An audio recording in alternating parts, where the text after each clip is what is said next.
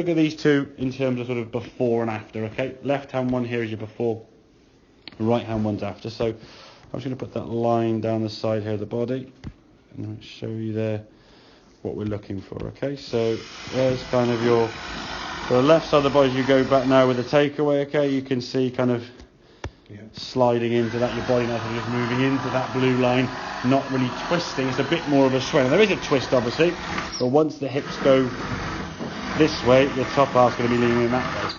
Now what that will cause, if you rotate from there, you're going to be coming down very steep. Yeah. Okay. If you then try to opposite your hips, and your hips then end up sliding this way, you're now going to be coming in like this, which will then leak the ball way to the right, unless you kind of recover it or save it. Okay. Mm-hmm. And that's going to cause obviously some variety of shots. If your body's kind of doing this, the top half's going one way, your lower half's going the other way, your arms are going in a third direction. So your continuity's all over the place, isn't it? Yeah. And what would happen is after 6-7 shots, as we saw, 8 with the 7-iron, getting warmed up, 5 with the driver, perfect shot. But you haven't got that luck on the golf course to play 5 tee shots on the first tee, find a good one on the 7 or 8, 8-7. But that's in some ways why we like to try and warm anyway, because it will help. Okay. So if we look here on the right hand one now in terms of the lower half movement, okay, so the top half is taking it away, okay, and then that hip now is going to start moving back away, as you can see there. So that hip's now moving away from that blue line as you rotate, okay. Get to the top of the backswing there now, good position. So from here now, your lower half can kind of move this way and then unwinds it normally would do. So as we start coming back down, so your left hip now moving over towards your left foot there, arms coming down nicely, and then releasing through the target. It's a little bit on the back foot, which is going to, again, because your body's moving in a different way to what it's been kind of used to, where kind of your centre of gravity is, for example. You're not really sure where kind of your balance is sometimes. And that's why some of the shots you lost a bit of balance, as we said. I need to sort of drive the hips forward. Well, yes and no. I mean, we don't want to be sort of driving them forward. The hips, well, the body in general, actual fact, when you turn to the top of the backswing, you rotate up the top. Like I say, top half takes the golf club away. The lower half will kind of turn and follow. As we start the downswing, the lower half kind of triggers the downswing a bit this way as the arms fall. As we get to a kind of pre-hit position, the body's going to slow down as the arms swish through. If we just try and drive the leg, keep twisting, we'll do this, and the club's going to get left way behind, okay?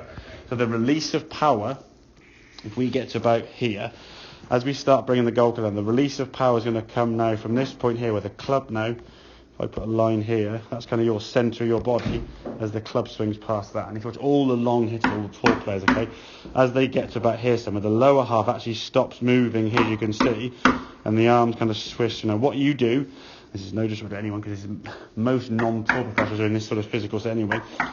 McIlroy, John Rahm, Brooks, all these physical guys, Dustin, they're in the gym 70, they are physical specimens. So they can stay in that position and rotate their arms without any kind of jump. What you will see, as we said, is a little bit kind of a popping up there, because you're just unable to, that's just in strength of core and flexibility. These guys are like elastic bands and they're strong as knocks, okay? As you get to about here now, your lower half has done the unwinding. From here now, it's your arms swishing through. You know, you don't want too much kind of leg movement or twist or drive, because if we just keep doing this now, you're not really releasing any of the powers of the golf ball. It's got to be a sequence and a time. I wouldn't necessarily worry about trying to stop the body or do this. I would focus primarily on, say, turning the top half, and the right hip now is going to just turn the top of the backswing. Once you get to here now, you can just start the swing down with the arms and the body together and just release the target. Right. Focusing on one thing is the primary thing to do it. If you focus on multiple things, you're just going to confuse yourself. Or you'll get tied in knots and do nothing. So do one thing better. And especially in some ways, if we say, okay, right, for the next, I don't know, 5, 6 games, with a bit of practice as well, you worked on this sort of takeaway and turn the body away here now. Once this became kind of the norm, or a more of a natural thing to do without thinking about it, then any transition through the golf ball can be worked on. Okay, if we start to do 3 things in one go, you'll do nothing well. Okay, does that make sense? Yeah. Cool.